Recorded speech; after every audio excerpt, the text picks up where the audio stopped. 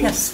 You know, I hear this, and I hear only about I'm talking about the supply side of goods and services from businesses.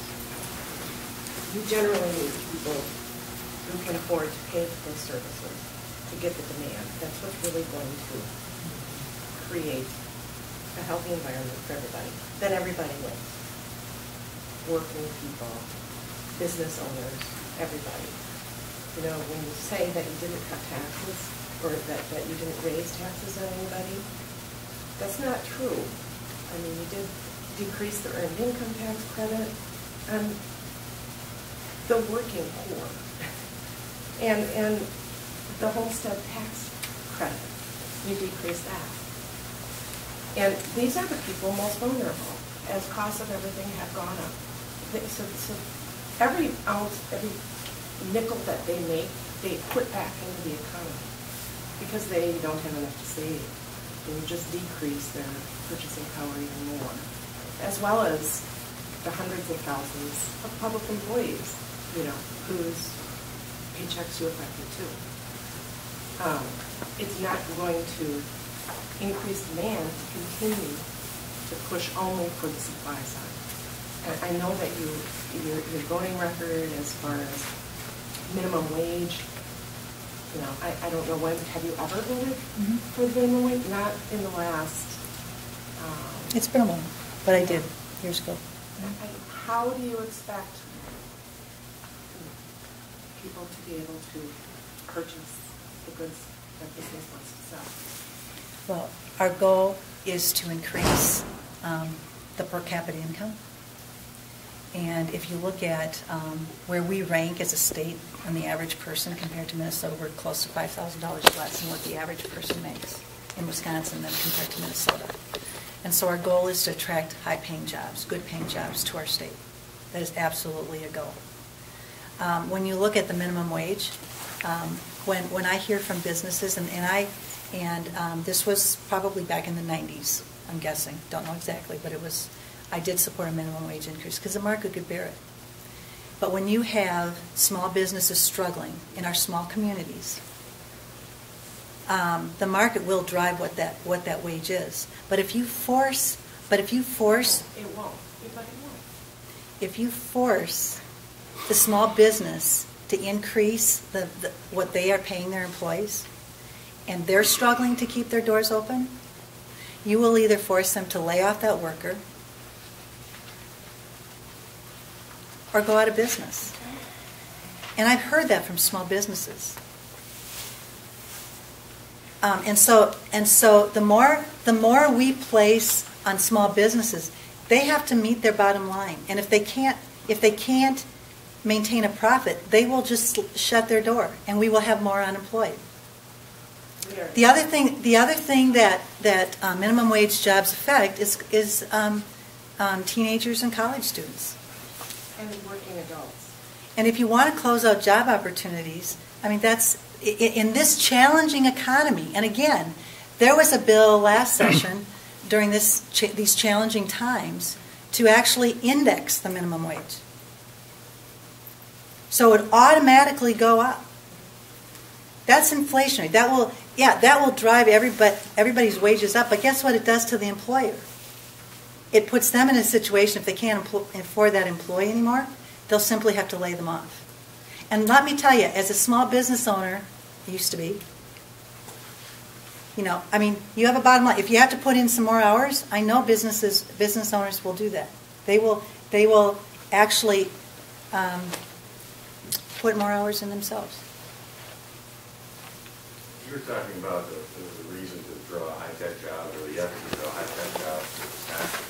But how do you explain gutting the school system and the university system? That gentleman over there's question earlier was there an article about the situation of the favorability of companies to come to Wisconsin. I read that article, and I can't remember what magazine it was or what spot it was, but one of the reasons that they downgraded Wisconsin was basically because of the school system and the uncertainty right now for trained employees. And I understand that you know, we're trying to create jobs. I think everybody would agree with that. But I think what the problem is the way we're doing it. You're taking, by cutting the school districts and saying that we're, you know, I'm a tool. I admit right now, according to the governor, I am a tool. I'm a public employee. I'm an attorney that works in this building, and I have for 25 years. Apparently, I'm not a taxpayer. I'm an out-of-state union thug because my union is 330 state prosecutors, which we don't exist anymore.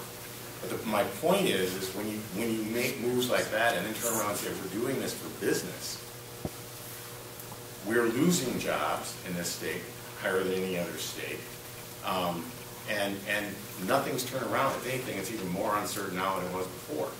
So I have a real hard time saying how you can sit there and talk about we want to bring in high-tech jobs, and then we're talking about minimum wage. It's not the same thing.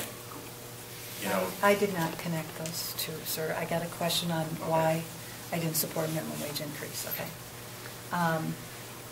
When we looked at balancing the budget, obviously, education funding is a large percentage of the budget. Okay, and what the reforms that we pass and how government operates is actually intended. Last session, there was actually a reduction in school aids, but there were federal stimulus dollars to supplant those. And there's also money taken out of transportation. This session, we did not have federal stimulus dollars, and we were not going to keep raiding the transportation fund because that is not the solution. That's not a long-term solution to funding education. It's going to create more problems.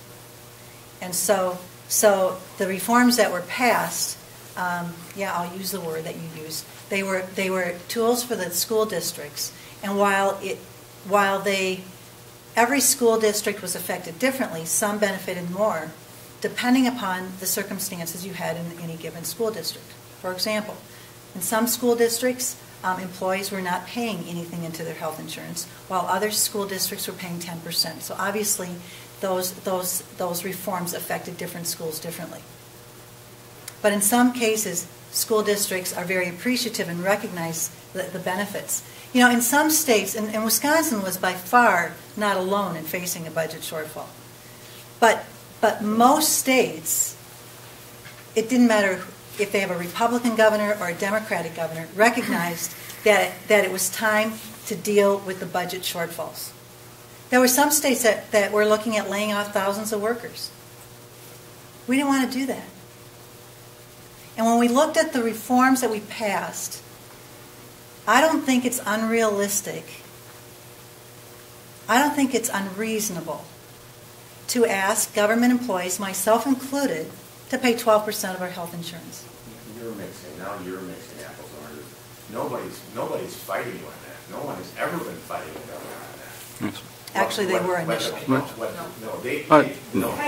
I'd like to comment on that. You know, as far as me contributing more, I don't care. You know, quite frankly, if it helps, more power to them. But when you turn around and take the ability away from me to ever get a raise or to ever improve my work, or a young attorney who's coming in out of law school, I mean literally, the way the bill is written right now, that person will never, ever, ever get a raise. The only way they can do it is the cost of living, and then anything above that has to be by referendum. And so if I come in as a young lawyer, $150,000 in debt, I'm making $40,000 a year for the next 20 years. That is not going to encourage high education, high profile jobs. The school districts are not being heard right now, in my opinion, and I could be wrong, because all the budgets were in process, were in place when all this happened. Come back to me a year from now and see what's going on, because there will not be teachers who are teaching. There will be slots open. And when you're saying that you're trying to encourage high profile, high income jobs, I'm sorry, but as a prospective employee or employer, if I'm looking at how dysfunctional Wisconsin is right now, and you've taken the gem of the university system and gutted it,